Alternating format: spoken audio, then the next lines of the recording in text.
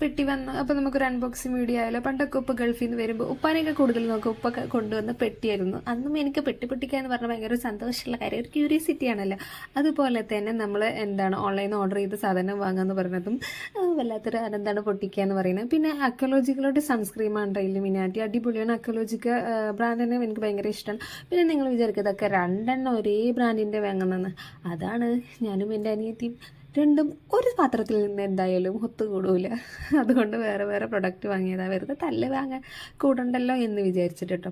അതുപോലെ തന്നെ ഞാൻ വാങ്ങിയത് എൻവൈബയുടെ ഒരു ഐലൈനറും എൻവൈബയുടെ കാജലുമാണ്. പിന്നെ ഗുഡ് വൈബ്സിൻ്റെ തന്നെ ടോണറും വാങ്ങിയിട്ടുണ്ട്. പിന്നെ നയാ സിനിമയുടെ ഒരുപാട് യൂട്യൂബിൽ കാണുമ്പോൾ വാങ്ങണം എന്ന് വിചാരിച്ചിരിക്കുകയായിരുന്നു. അപ്പോൾ ഡേം ടോക്കിൻ്റെ ഒരു നയാ സിനിമയുടെ ഫേസ് സിറം വാങ്ങിയിട്ടുണ്ട്. അത് ഉപയോഗിച്ചിട്ട് എങ്ങനെയാണെന്നുള്ള റിവ്യൂ ഞാൻ പിന്നെ തരാറുണ്ട് കേട്ടോ. പിന്നെ എൻവൈബയുടെ ഈ കാജലുണ്ടല്ലോ, മുത്താണ്, പറയാതിരിക്കാൻ വയ്യ. 2 പ്രാവശ്യം